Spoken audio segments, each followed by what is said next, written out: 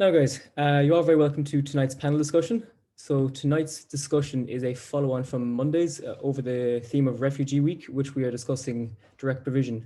The idea of this week is to create a narrative in terms of where people are coming from and what causes people to become displaced, what they have for them or what provisions are set out for them in Ireland when they get here, and in the future, how we can see or how we can reform direct provision going forward, abolish it and put in a new system that is equitable, that is fair, that most importantly meets the standards of human rights and treats these people with respect and with the dignity that is deeply reserved or deserved. To recap on Monday's discussion, so we had a lecturer in Global Peace Studies, Gillian Wiley, and we had Barrister David Hand speaking, and the kind of 6 takeaways from Monday's discussion included that 79 million people worldwide have been displaced due to climate change and civil war. In Ireland, around 9 out of 10 refugee applications were rejected in the first instance. Now, this has since been improved, but only to 7 out of 10, which is still a terrible figure to be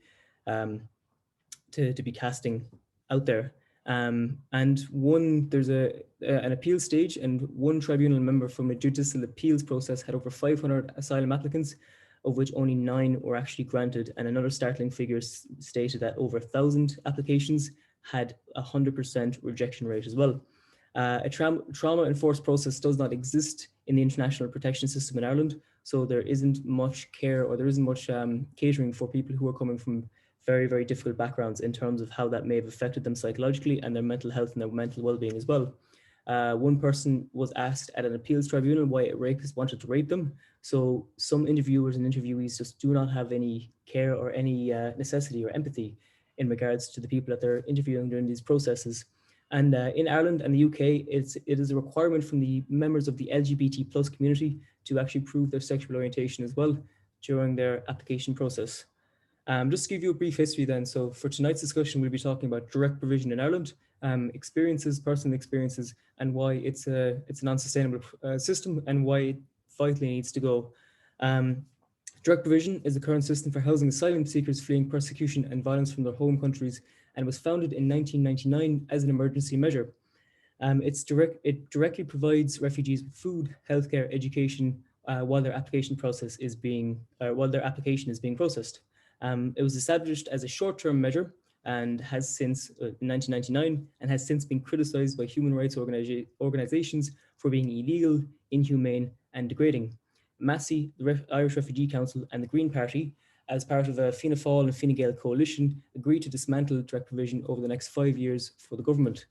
It was brought up by Roger O'Gorman, who is the Irish Green Party politician, serving as a Minister for Children, Disability, Equality, Integration and Youth since June 2020, that upon the first draft for government between the Fianna Fáil and Fine Gael, there was actually no direct provision on their agenda at all, and it was the Green Party that intervened and only agreed for this coalition if there was a dedication to dismantling direct provision over the next 5 years.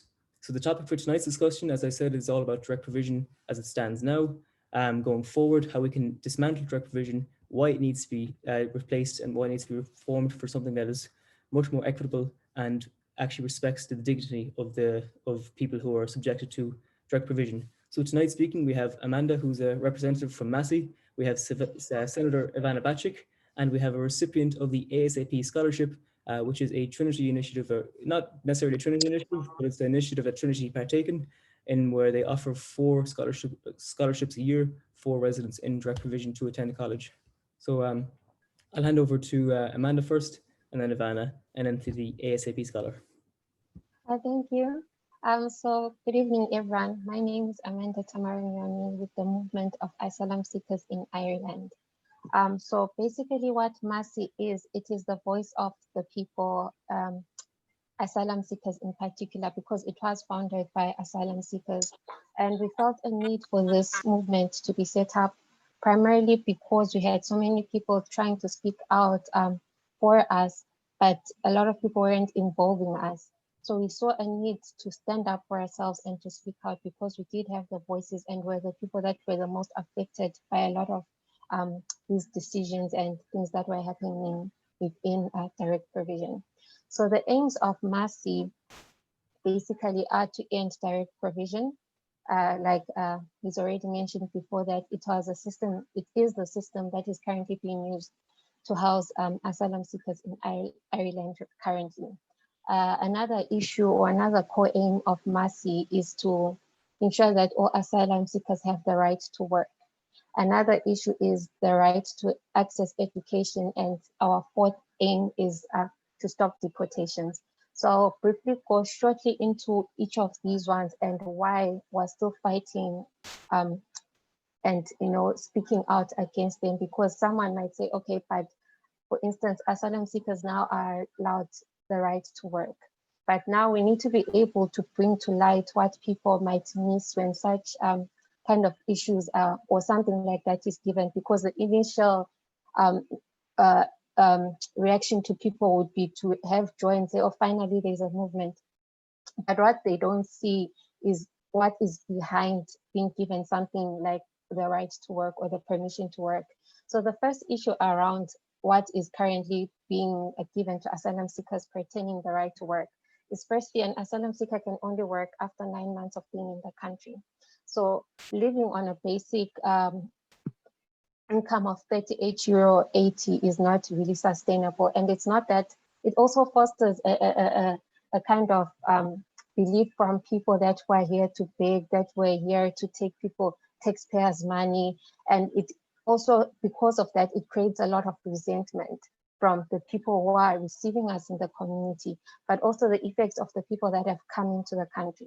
A lot of people who come into the country didn't come by choice, and you find that a large number of them were breadwinners back home. They were providing, for their families. So now to come to a place whereby they're trying to live off €38, trying to see what they can send out of that €38, because some leave their kids home, some leave wives, some leave husbands, grandparents, you name it. And so they still also, even in the stage, trying to see how they can kind of provide for their families back home. So something like waiting for 9 months, it doesn't mean that your kid back home is not, the school fees is not due. So it kind of creates that kind of problem with waiting for 9 months. And one of the things that MASI has been fighting for is that as soon as someone has claimed, has put in their request to be a refugee in the country, allow them to work, allow them to be self-sufficient. Another issue with that is that because currently it's only held for 6 months, even if I'm to be an employer, to be quite honest, I wouldn't want to employ myself, because if I'm going to have to repeat the process again after 6 months, it's a lot of HR work, it's a lot of unnecessary things that go around it, and the uncertainty that lays around it. So for the permit to be valid for 6 months also limits a lot of people in the type of work they can do, the kind of contracts they can enter into. And one of the things that we have been fighting for as MASI is to say, let that be pushed to at least be a minimum of a year. It gives security to all the people that are involved. The employer also gets time to know, the people that they employ. It also gives security to the person who's in the job. Another thing around the right to work, or a problem that is really around that, is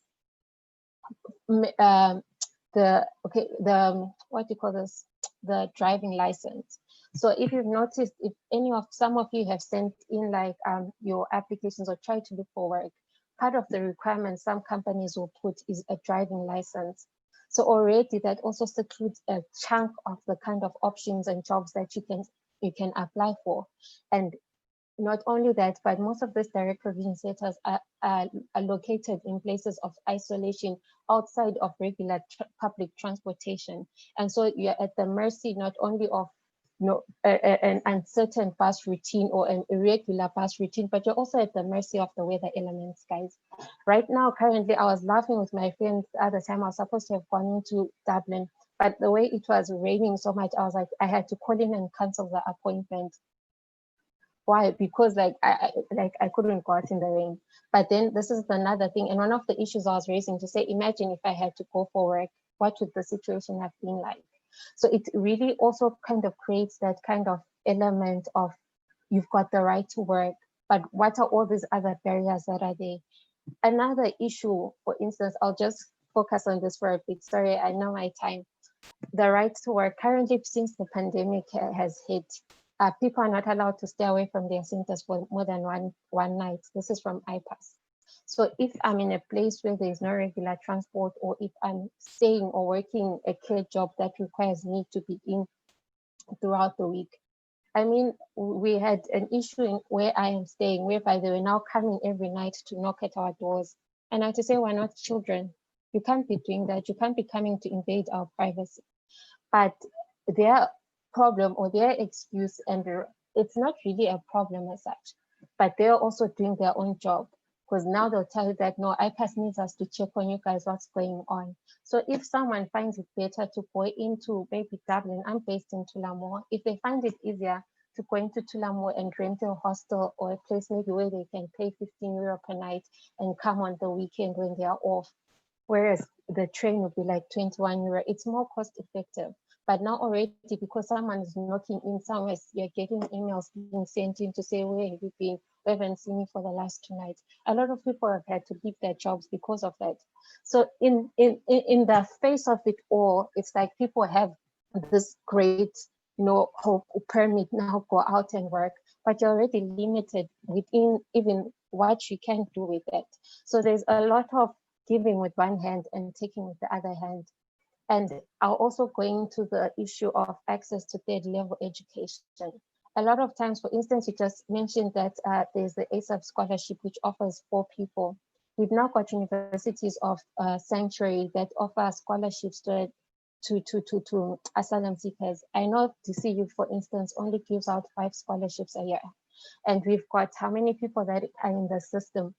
Not even looking at people that can get in through mature entry, just looking at the number of teenagers that can access that after leaving secondary level, and they are all rallying for maybe, let's say, 50 total scholarships, not just trying to think of all the universities that could be there. 50 scholarships that are being offered, and how many children have grown up in the system of direct provision. So already you are saying that even them coming out, even if they wanted to study further, because of the competitiveness of the scholarships that are there within themselves, a lot of people then can't even go further and do that. And not only that, a lot of these universities are in major cities, but the direct provision centers are not in major cities. So even if a person was to get that scholarship, they would have the issue of now trying to think of transportation, of now trying to think of accommodation. So a lot of times, even when you do send your request, we had a lady in particular where my center was, who now had to write to husbandmen, trying to ask them to help her to talk to IPAS to move her, because she had gotten a scholarship in Dublin. But their response would be all because of now, since everything now is because of COVID for some reason. I don't know why some person can't do their job because of COVID, but that's the excuse you've been getting. Because of COVID, you cannot be moved. School is starting.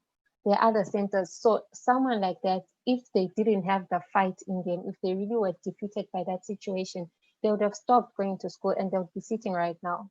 So it's also that fight around, even now you've got the scholarship, where are you going to stay? How are you going to get yourself there? You are in a place that doesn't have that kind of like access. And another issue around third level education is that sometimes it's not that the people don't want to pay for themselves. You find that maybe a kid has got parents now that are now working and they would want to pay for that. But then because they are considered as an international student, the fees become exorbitant and kind of ridiculous. One of the issues that Massey has been trying to raise is to say, okay, if people want to pay for themselves, let them pay as EU citizens. Because we're also not here to say we're begging or we're looking to be, for any special type of treatment. No, but we're just trying to say, let's kind of level the playing ground so that whoever can do something like that, if they want to pay for themselves, let them pay on the basis of being, of being an EU citizen. The rest will follow. Another issue around that is if someone comes in as a minor and they've spent 10 years in the system, those 10 years prior to that are not considered, because most of the scholarships need you to have been there for like 3 years with a status sometimes. And they don't take into consideration the time that you've spent waiting for that application to actually be approved. So there's a lot of, I wouldn't want to say confusion, but there's a lot of intentional setback. If anything that I've learned from COVID is that if government wants to prioritize something, they can move. So it's a matter of, do they think it's a priority to them or not? And most of the time, it simply isn't that. So that's why you find that a lot of people who stay in direct provision centers suffer from depression, they suffer from anxiety, they suffer from stress. Because even when you're sitting here, I've been here 10 months now, I haven't been called for my first interview. So even if you want to do things like that, at the back of your mind, you're never really at peace, because there's constantly that thing that hasn't been settled. You're constantly wondering what's going to happen next, what's going to happen. So it never allows you to kind of settle down and be at peace and know what's going to come next. And that's one of the things that can affect a lot of people within the system.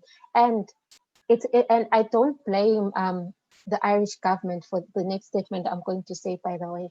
I think it's really just a collective decision. And most of the times when, people now go through the situation, if they do manage to get a therapist or someone to look into their case, it's usually someone that doesn't relate to their culture or their background.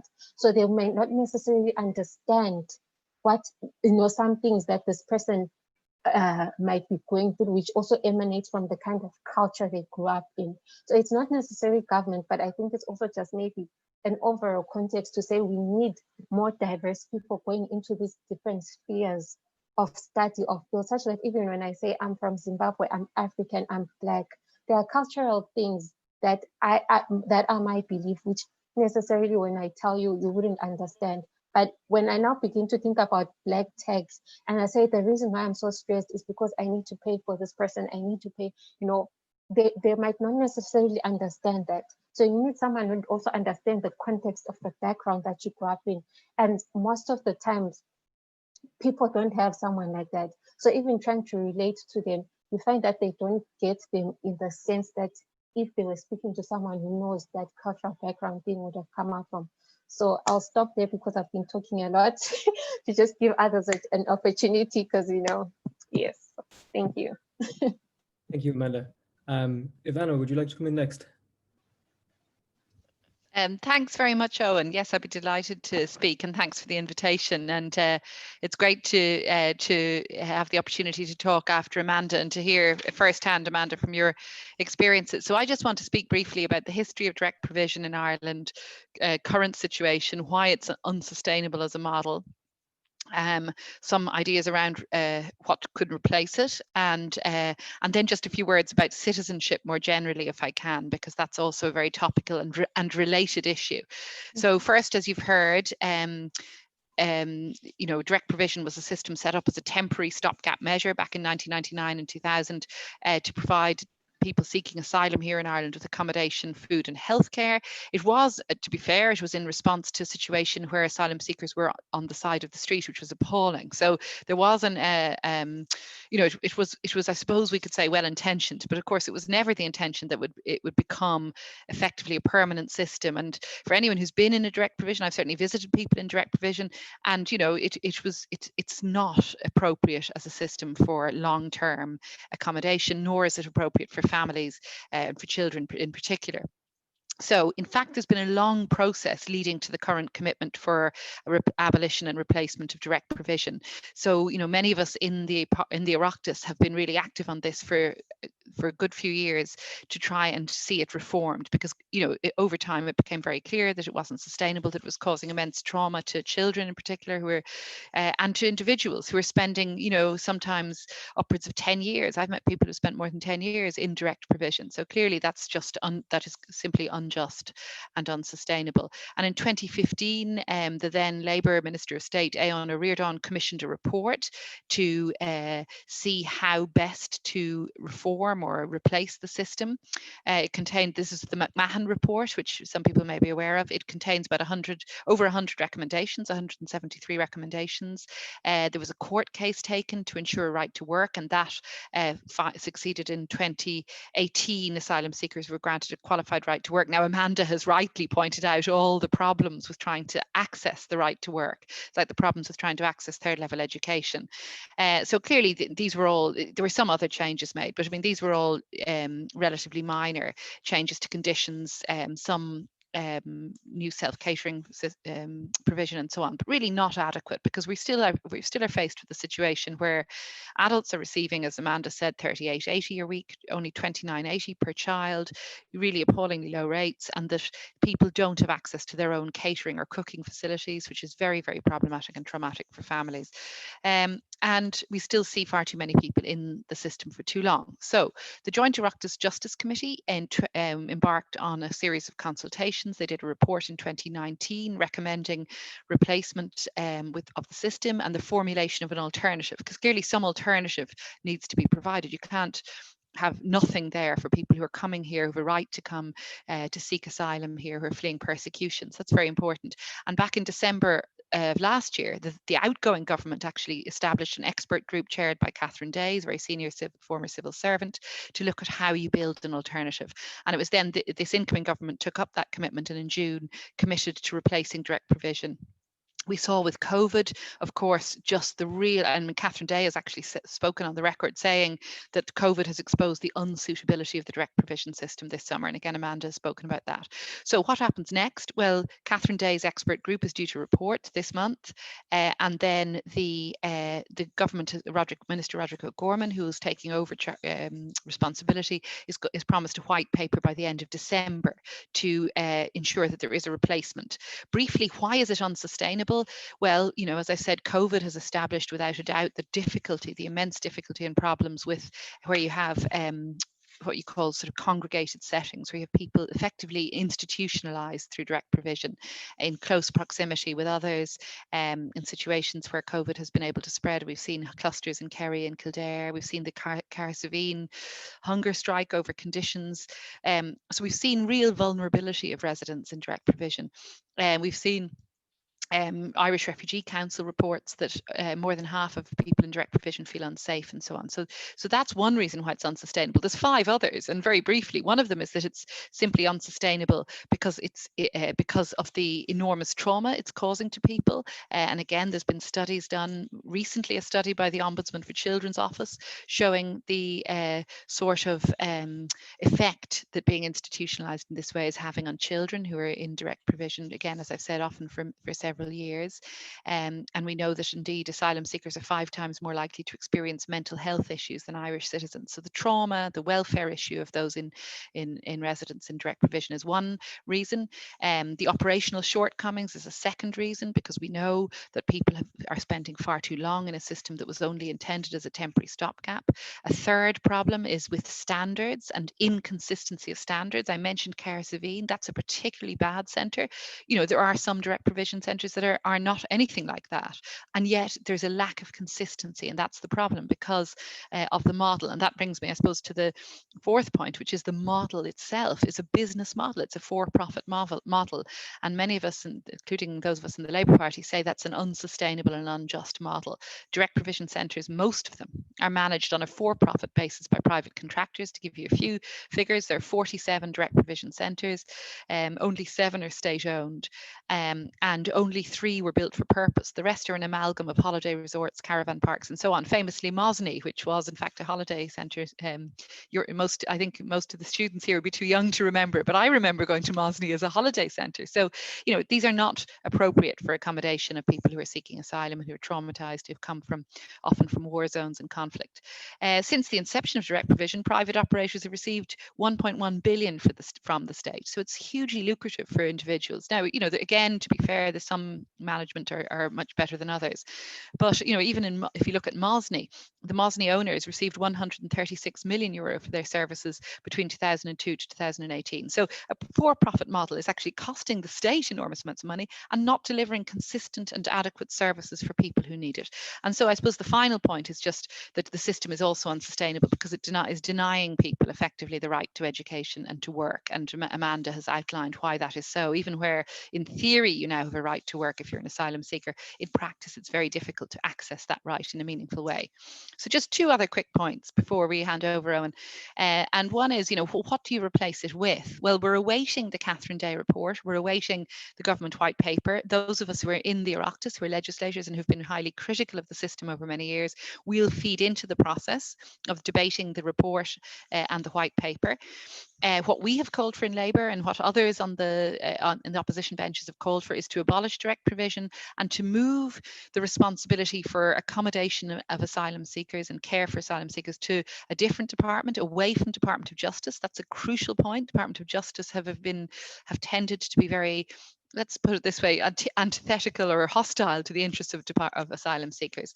We're also calling for the phasing out of for-profit provision of accommodation and to replace instead smaller scale tenders to approved housing bodies that are not for profit, NGOs and housing housing agencies of the sort that provide currently emergency accommodation. And also we're talking about investment in community consultation, integration and support, and to provide asylum seekers with the same rights to work and to education as Irish citizens. So these are important supports and measures. We do have to be careful because we've seen a really awful rhetoric verging on racism in some areas where people have resisted direct provision centres being located in their communities and have used arguments being used by those of us who are critical of the direct provision model. They've used those arguments against asylum seekers themselves. So I think we have to be careful and mindful that there is this unfortunate strand of racism or distrust that we can't allow to take any hold in Ireland. We must seek to speak against. And I speak as somebody from an immigrant background. My father obviously was, from the name you might guess, was not born in Ireland, was born in the Czech Republic, and his father came here after the Second World War. So we need to ensure that we're replacing direct provision with a sustainable model that is fair, humane and compassionate to those who come here seeking asylum. And can I say finally, Owen, one more general point about citizenship laws in Ireland. It's most regrettable that back in 2004, 16 years ago, a referendum was put to the Irish people, which was passed by a huge majority. It was the 27th Amendment. It amended Article 9 of our Constitution to abolish the rule that children born in Ireland would automatically be entitled to citizenship, and instead provided that the legislature, the Oireachtas, could legislate away the right of the birthright citizenship. Now, I opposed that referendum in 2004. Labour opposed it. It was supported by all the big parties at the time, and unfortunately, as I say, passed by a big majority. There is a campaign. I just want to give a shout out to Gabrielle Fulham, a Trinity student who just this week has been, I think, and Owen, you may be aware of this, she's launched a group called Trinity Against the 2004 27th Amendment. And I also want to just praise Trinity Students' Union for having Refugee Week this week and highlighting problems with our citizenship laws and our refugee and protection laws.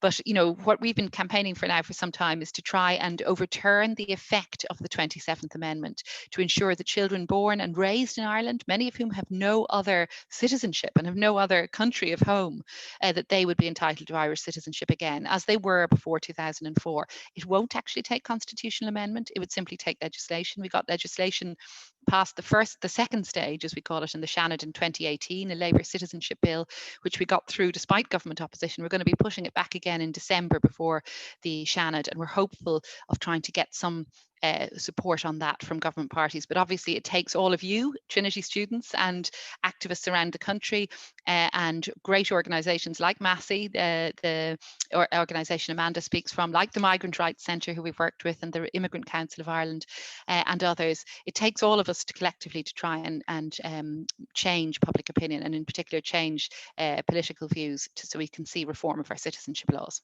So that's all. Sorry, Owen, if I've gone a bit over time. No worries. There's no rush on time. Thank you, Ivana. So we have a recipient of the Trinity ASAP scholarship as well, who's going to speak about their experience in direct provision. And just to give a quick background about the ASAP scholarship, so it's as Amanda was talking about, it's one of the university scholarships which is handed out to students who are in direct provision centres, and we have one who will be able to speak on behalf of the scholarship and behalf of the experience in direct provision as well. So in your own time. Hi everyone. I'm just gonna give you guys basically like an overview of my story and basically all the events that happened in my very dramatic life. So I came into Ireland in 2018, and obviously I had to wait a few months before I was able to get into college, and I was able to get a work permit and all of that stuff. And when the time came, I was moved. What happened was I came into the country, and then I only stayed one night in Hatchell.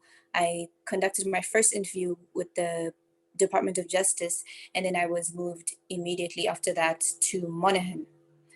County Monaghan, if you don't know, is like 2 hours away from Dublin, which is like far. So that's where I was moved to, and it's very green and there's cows everywhere. It's like the countryside. So yeah, and then when I was living there, my only means of finding a college was the college in the next town in County Cavan. And when I went there, I was told that they don't take in asylum seekers immediately. Before I was even like asked questions, what do you want to study? They were like, are you an asylum seeker? And I said, yes. And they're like, sorry, we can't take you. And then I decided to look for a college in Dublin. And so I was admitted into Dundrum College, where I finished my QQI level 5 in psychology and social studies. And then, yeah, I used to travel every single day for 4 hours from Monaghan to Dublin. And I was paying for that for myself. I was working on weekends at the Guinness storehouse, very odd hours, but I was able to fund my transport at the time from Monaghan to Dublin daily for college. I applied severally to the IPAS to get moved to Dublin or anywhere that would be closer to my college, but I wasn't given an approval for like an entire year. And then after a while, they told me that they would take me in when I told them I was going to get a place into Trinity to study in the foundation course. So I was moved into the Clondalkin Towers after I was accepted into the Trinity foundation course. And yeah, that's basically what it is right now. I'm currently living in Clondalkin Towers, and I live in a room with 2 other females. Yeah, and they're listening to me as I speak, so there's no privacy. It's very like out there. Yeah, and the conditions here are not so great. Like just yesterday, I was very frustrated because our letters get opened by our manager. So I received a letter, and he knew already what was in the letter before I had opened it. So he basically just speaks to you and he says, "Hi, I've received your mail and I know what's in it," you know. And it's very frustrating because you can't say anything back. You just say, "Okay, thank you," and you take it and you go. So, and just this morning, this is something that's like it's on my mind. This morning I received an email from Trinity College saying that, well, a phone call from my moderator. She said that I would have to defer this year as a Trinity College student because I have not been in the country for 3 years, and therefore I have to pay non-EU fees that the HSE cannot cover because I'm studying mental health nursing.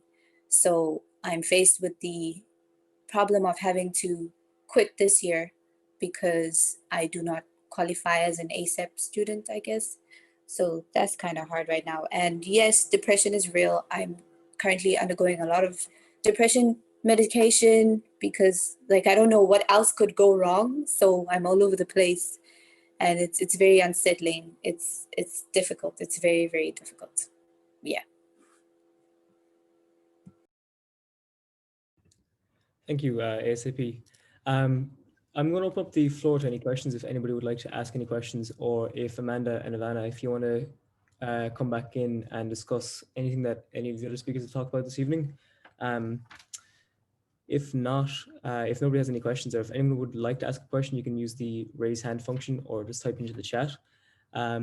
If Amanda, if it's okay, I'd like to get a little bit more clarity. So when you say that the weekly wage is around 38.80, that's obviously a horrendous, like a terrible amount of money to receive on a week. How do people actually stretch 38.80 over a week if they're minding if themselves and if children and such? Like it seems unfeasible to be able to spend that much money and actually live properly. Okay, thank you for that. Just before I answer your question, I want to say kudos to our ASAP scholar, because I like it takes a lot of guts to even just say what she said, and I can imagine also, like she said, having 2 other roommates and trying to study in that kind of environment, trying to whilst accommodating to other people. Like kudos to you, and well done. Like I heard you saying that you were working on weekends and also going to school so that you could pay for it. Well done. Like, I Yeah. think it really just goes to show that so many times it's not that people don't want to, but it's like the ability to, people have the desire, but it's all these other obstacles, like I would already said, you know. So well done to her for that. Yeah, well done to that. And Thank you. what I had mentioned before, that now she's saying she needs to defer because she hasn't been in the country for 3 years because of that scholarship. So and another thing, guys, depression is real. Stress is real. I also have a therapist. I'll go out there. I have someone I have to talk to because the system will do a number. Depression is so real. People don't even know how serious this, like, you can't even laugh about that. Like, she was talking about the fact that she's taking tablets. There's another lady we had who actually tried to kill herself on Thursday. She's been on, it's so real, like people don't know. And it's like we're all trying to be there and support each other, but you understand the struggle. But those are things that people will never really talk about and bring out on what's happening within the system. So kudos to you on that. And then to talk about the issue of the 3880 euro. What a lot of people do, like if you are fortunate, for instance, I'll say fortunate to be in a center like mine. My center is what we call a self-catering center. So what it means is that people can cook for themselves. So what they did is like we have like a small shop within the center where they use what they call a system point, a point system. So it's like they load 45 points a week, and then you can go and use that card to buy things at the store, and then you come back in. The store itself is actually quite good because they really try to cater for the diversity of whatever you do eat. The problem now when it comes to something, and this was something that we're fighting about and I'm still fighting about, and they think I'm a troublemaker. They actually call me troublemaker in this place, but that's not my problem. One of the things we recently had an issue with, and like we ended up involving IPAS, is it's self-catering, but the kitchen is open from 8 to 7.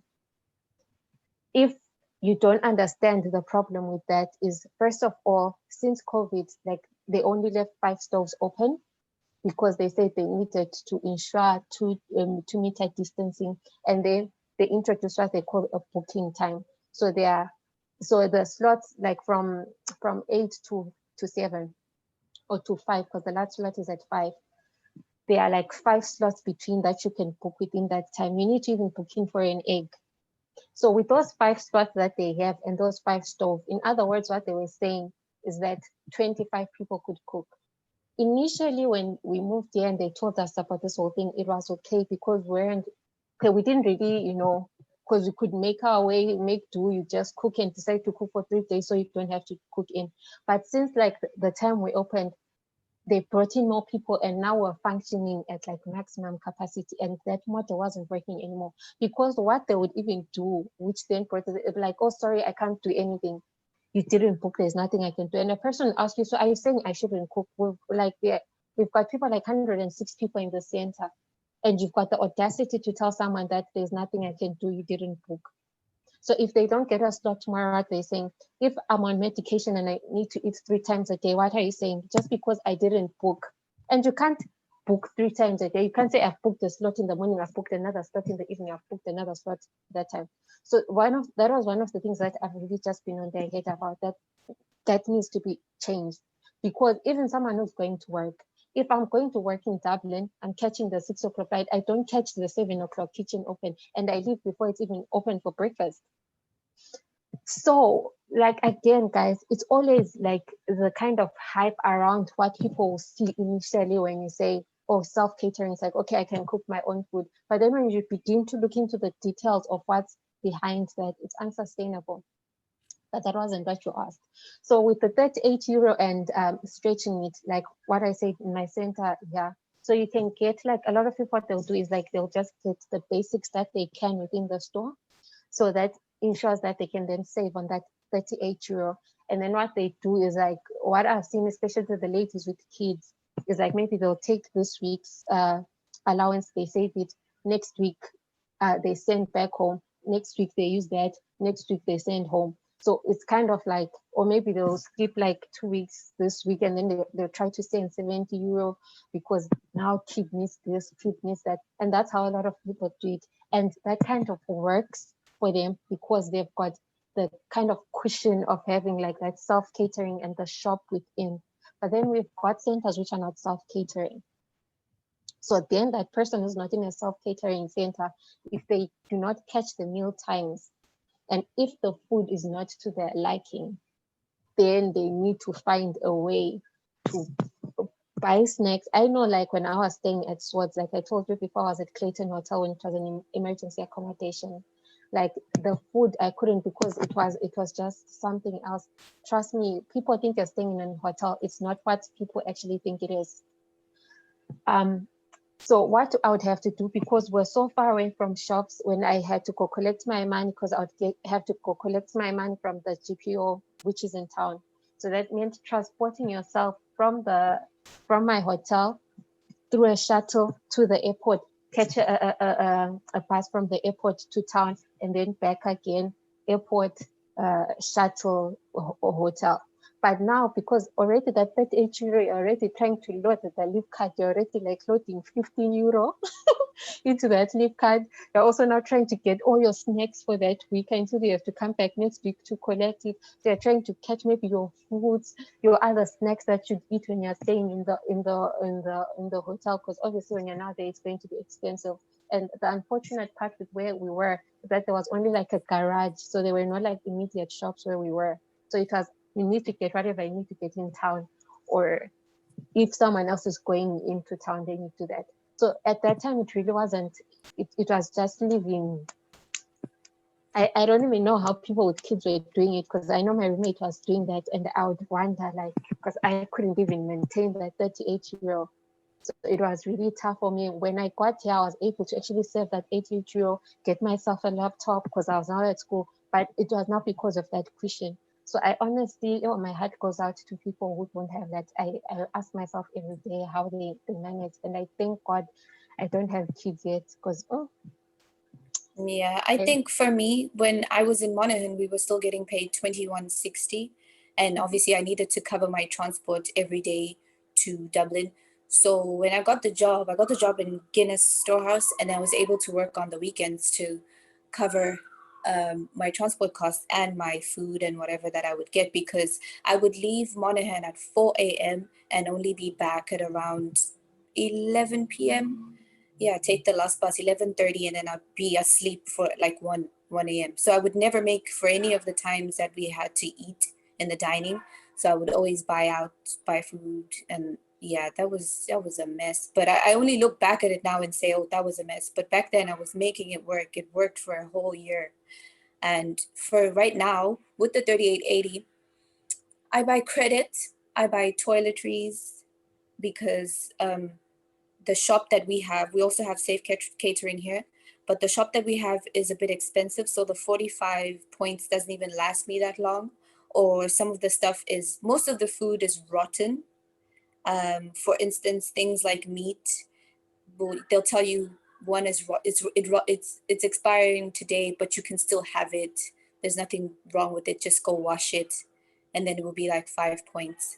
Like today, I was gonna buy beef. I went to get like beef pieces, and I was told that it was expiring today, and I just have to wash it and make two.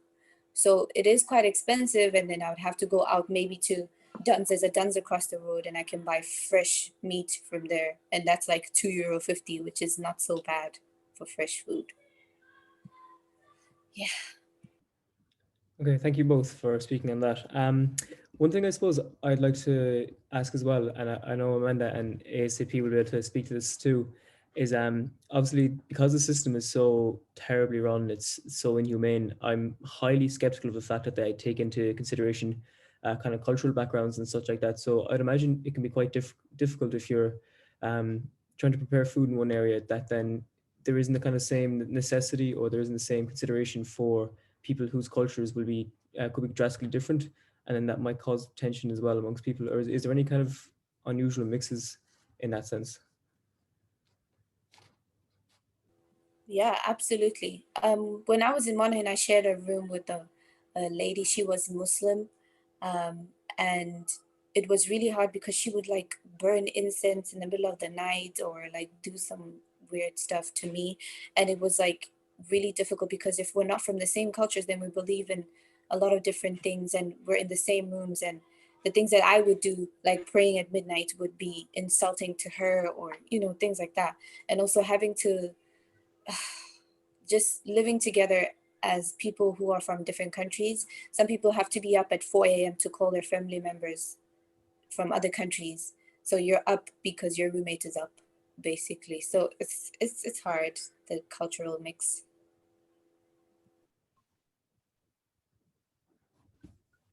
Thank you. Amanda, would you like to speak, or? No, I think I actually had a question for Ivana, like in terms of having seen, because I know that you spoke about the white paper, and I do have like a general idea of our us that we put towards that discussion that's going to take place during this week. But as someone who's like really on ground and like seeing the reactions and responses of, you know, people, and how long it takes to maybe implement and pass some of these policies, how I guess I'm trying to say, how feasible do some of those things look? Is it a matter of really like, because I've always felt like to some degree we might be massive, but I feel like as long as we're not sitting at that table, because there's not enough, I suppose, diversity being represented in the table of change, you know. So it kind of limits us to being like begging, and then when the door is shut, you don't know what's going on behind the scenes. So like, what really happens behind the scenes? Would you feel like there is enough people rallying and pushing towards that, genuinely wanting that change, or like, yeah, general that background behind closed doors and some of these issues that we're raising? Well, I'm happy to come in there, and just also to echo what you said, Amanda. I just want to really commend the ASAP scholar and who spoke so powerfully about your experience, and to just to say well done on your struggle to get this far. And I just hope you can resolve things. And I know there are supports there for you, so do take those up. I mean, I'm happy to help in any way I can as well, offline, obviously. So just to say, thank you for sharing your experience with us. It was really powerful to hear that. Thank you. Really appreciate that. So, but Amanda, in answer to your question, yeah, it's a really good question about, what's it like behind the scenes. I wish I knew is the answer, because I've never been a government minister, and there is obviously a huge difference between being a senator or indeed a TD who isn't in government, and being somebody who's a government minister. So that's the big difference, I think. But having said that, of course, I do have some sense of it. And certainly my sense now is that there is a momentum for change. So I would be optimistic that change is happening, that there's now a recognition across the political system that direct provision is unsustainable for all the reasons I've given, including reasons that aren't, the obvious reasons about welfare, the living conditions that we've heard, but also, the very prosaic or mundane reason of cost and failure to deliver consistent standards across all those different centres. I think I've described that, and I think you and the ASAP scholar have described that in your own experience as well. So, and the long, big problems within the legal system about delays that we haven't really gone into, but that are also feeding into the problems of direct provision. So I think there's a huge commitment for change. There is a recognition, though, that it won't happen overnight. So I don't think anyone would think that you could abolish the system overnight. It will change. I think will have to be somewhat incremental. This year, there's about 7,500 people still in direct provision. So the numbers are not what they were, but they are still significant numbers. And there was actually a policy of moving families out of direct provision, which has been largely successful, but still quite a lot of children in direct provision. So clearly you have to ensure that there's adequate and decent accommodation to replace what you do, the for-profit centres that are most of the direct provision centres. So I think it won't be overnight, but I think what we will see is over probably the next year, we'll see the phasing out of direct provision as we currently know it, because there's a commitment to abolish it, and and all of the processes that I've described have been put in place and are on track to achieve a replacement of it. So I'm optimistic about it, but I don't think any of us think it'll be overnight. But it couldn't be. You have to have somewhere decent for people to go. And I mean, the other thing to say, I suppose, is that there's a whole other story about people who come in as program refugees. A lot of families who've come from Syria, for example, who aren't in direct provision and who are fast tracked because they've already got refugee status prior to coming into Ireland. So, we do have other models of provision that are better, and we can learn from that when we're looking to replace direct provision. So, grounds for optimism, but we have to keep pushing to make sure the change happens at a speed and that it doesn't drag on too long. Thank you. We actually have a question here for Ivana. So you talked about how there is the 1.1 billion state investment into the private corporations and organizations.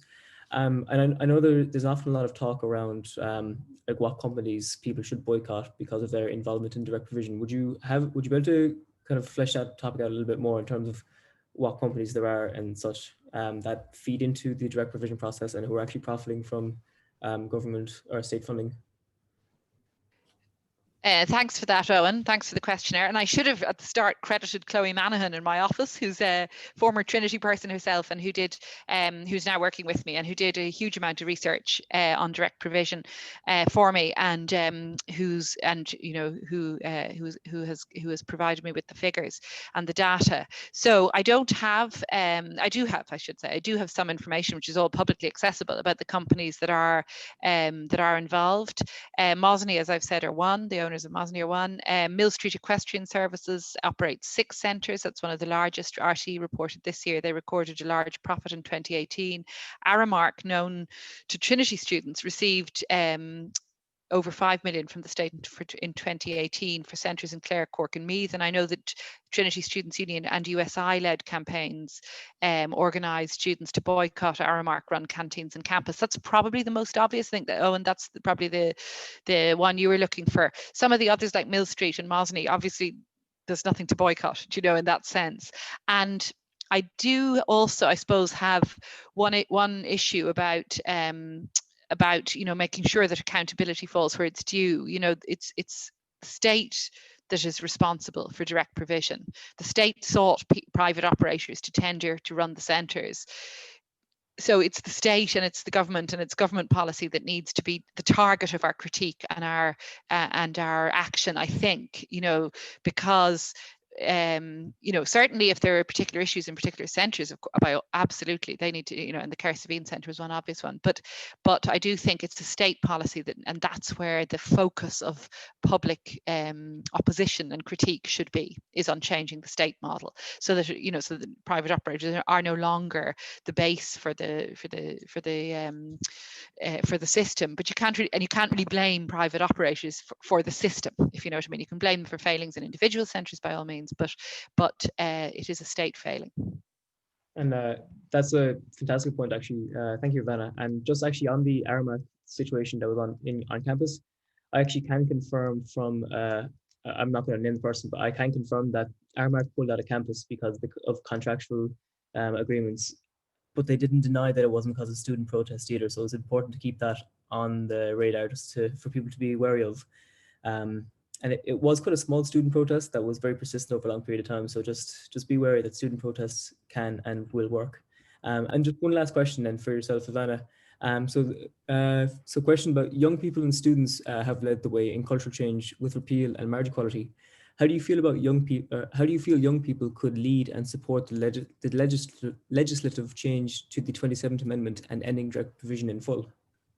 Great question, and I should say, fair play to the student boycott on the hour mark. I mean, as somebody who's a veteran of many student campaigns and boycotts myself, you know, I know how effective they can be. So, you know, I didn't mean in any way to critique that campaign. I think that was an important campaign, and it does feed into pressure on the state too, of course. So, you know, that has an important impact. It's just not to be too deflected from ensuring that we change the overall system, I suppose. But in terms of repeal, well, I was one of the students threatened with prison as a Trinity Student Union president. One of your predecessors back in '89, Owen. And I'm glad to say we stood firm against SPUC, the Society for the Protection of the Unborn Child, and said we were willing to go to prison, and only got out of going in the end because Mary Robinson made some brilliant legal argument on our behalf. But so the students in Trinity have been long led the way on repeal and repeal campaigns. We had huge backing from our student body then, and that continued over the many years until repeal in 2018. And I think, you know, that we can learn from that campaign and loads of other student-led and student-run campaigns about keeping momentum up on the 27th Amendment, because, you know, what there's political momentum, as I've said, to replace direct provision. You know, there's now strong support for that. You know, and that's in the programme for government. That's very important. On citizenship, we need to see the same bringing together of political momentum. And I do think, you know, there was our bill, the Labour bill in 2018, the only reason we got Fianna Fáil to support it then was because of the Eric Sway case, which some of the students may recall from 2018, a young boy who whose family were Chinese, but he was born in Ireland and had all his young life had lived in Ireland, and then the family were facing deportation. It was all in the public domain, and they fought that successfully, got humanitarian leave to remain. But the point was, it highlighted his precarious legal status as a child who had known no other home but Ireland and had no other citizenship, and yet was denied Irish citizenship because of the 2004 referendum. So I think students could really coalesce around cases like that. And Massey and the Migrant Rights Centre actually had a big role in those campaigns, Amanda, as you'll know, to try and reform the law on citizenship. It doesn't actually take a referendum, and that's the big thing about it. It's like direct provision. We don't need a constitutional change to abolish direct provision. In fact, you don't even need law change on direct provision, because it's a system that's just sort of evolved from being a temporary situation. So similarly with citizenship, you can change it through putting pressure on government parties. The Greens in government would obviously be much more susceptible, I think, to lobbying on this. So, you know, that's something I think students could and should really mobilise behind. Thank you. So we have no more questions, and we're just a minute past 7. So I am going to finish up with this evening by thanking Amanda, Ivana, and the ASAP Scholar for speaking on personal experiences, on legal matters, on history, and just giving us a fantastic insight to why direct provision is an unsustainable model, the history of it, where it came from, and just giving heartfelt insight. So a special thank you to Amanda and the ASAP Scholar, because I know it can be quite tough to divulge in personal information, especially for coming from such a difficult background. So my heartfelt thank you to both of you for speaking. And thank you so much, Ivana. I know you're quite busy as well, defending and debating other legislation in government today. So thank you for making time.